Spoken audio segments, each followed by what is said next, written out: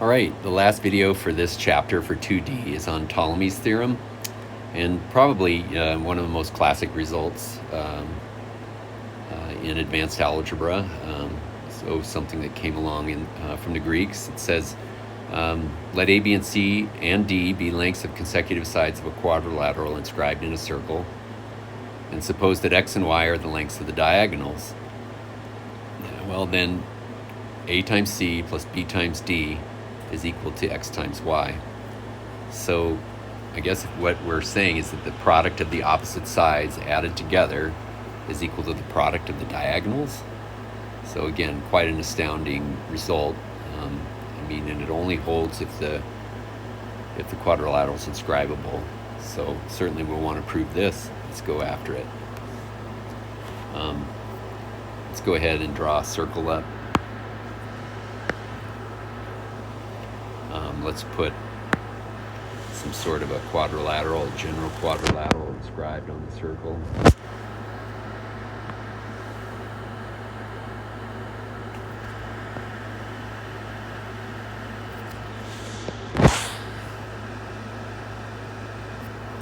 Okay, so there we go. We've got the quadrilateral drawn. A, B, C, D. Well, maybe actually I don't want to do it that way. I think what I want to do is just label sides. So let's call this A, this B, this one C, and this one D. And then we'll label the lengths of the two diagonals.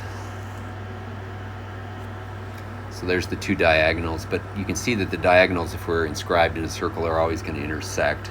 So what I'll do is R, S, and UV, and we'll say that R plus S is equal to X, and U plus V, we're going to say, is equal to Y. And then the hypothesis is that AC plus BD is equal to XY. So this is what we're trying to prove, is that the product of the opposites added together is equal to the product of the diagonal. So a few things come to mind right away. I can see that we have some similar triangles. For example, this triangle and this triangle have to be similar, right? I guess the reason being is that angles subtend. We got vertical angles in the middle, and then we can kind of think about angles subtending arcs. So for example, this angle and this angle both subtend this arc, and this angle and this angle both subtend this arc. So by angle similarity, we get some similar triangles. And it'll be true for the unshaded triangles that are in there as well. So I'll just say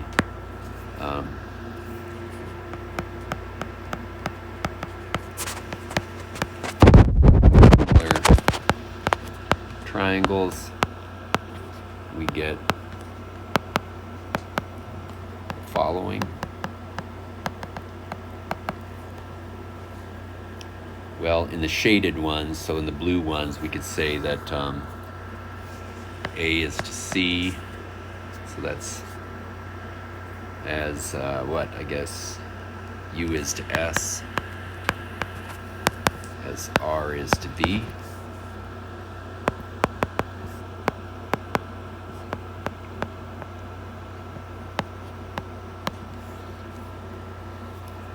And in the unshaded triangles, we could say that B is to D, as U is to R, as S is to B.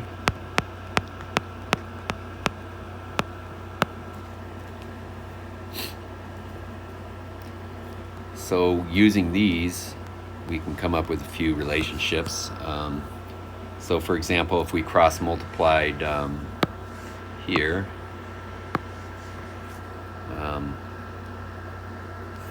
let's say here,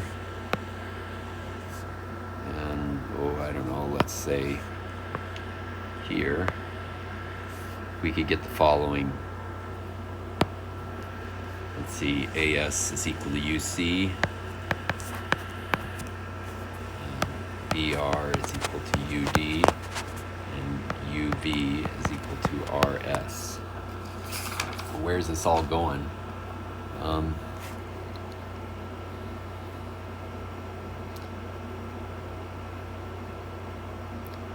Let's see, so turns out this one, what you want to do is multiply by S. We'll get AS squared is equal to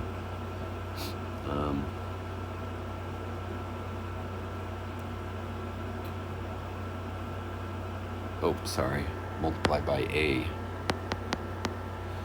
Let's see, AS squared is equal to UAC. This one I'm going to multiply by B, and I'll get RB squared is equal to UBD.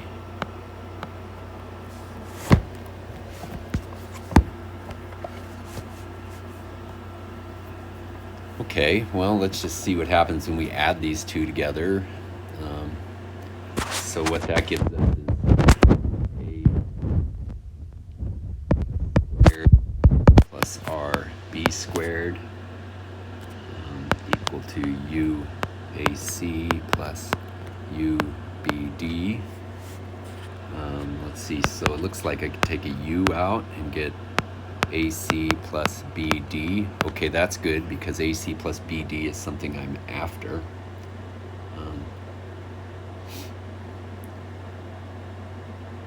That's pretty nice. So let's see if we can use this one.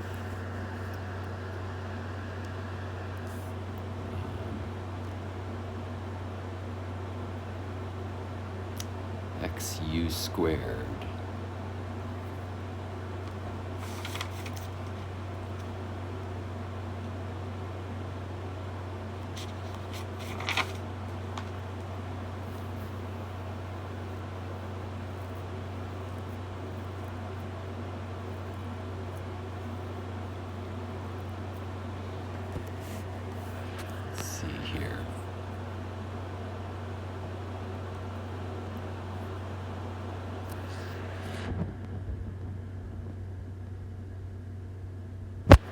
X squared XU squared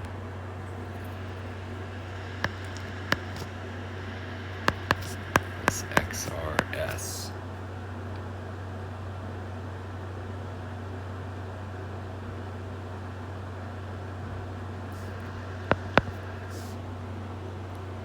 Well, I can see where I get that one. Let's see, so the XRS would be XUV is equal to XRS, so that would be XUV, and XU squared, we don't have that one to play with from here. Do we have anything with X in it? OR plus S is equal to X.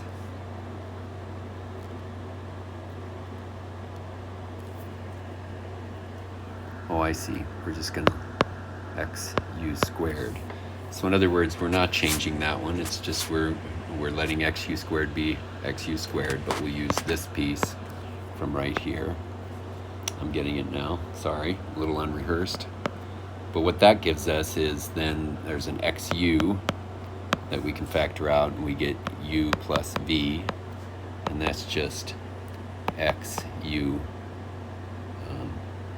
Y, because U plus V is Y. Okay, so there we have it. These two equations are the key because by Stewart's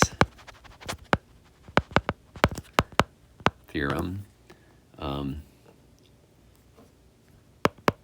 the two left-hand sides are equal. So what do I mean by that? I mean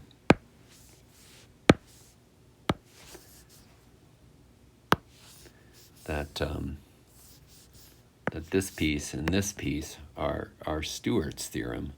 So what that means is that the two right-hand sides must be equal as well, right? So the two pinks have to be equal. And that's where we get our theorem to pop out. So the two right-hand sides are equal as well. So we get U times AC plus BD equal to XY times U, and canceling the U's, we get AC plus BD equal XY as desired. Quite an interesting way to prove this. I've seen a different proof of Ptolemy's theorem that doesn't use Stewart's theorem, but it seems like this one works just fine, although you have to go and employ Stewart's to get there. I do like it. I think it's kind of nice. The other one that I've seen to get this done involves constructing an auxiliary line, and since there's no auxiliary line being constructed here, it seems a little bit more palatable. But of course, you have to go and get Stewart's theorem first. But quite an interesting situation with cyclic quadrilaterals, that the product of the two opposite sides added together is equal to the product of the diagonals. And that's really it for this chapter 2D. So I'll let you get started on the homework there, and I'll make another set of videos up for 2E to follow.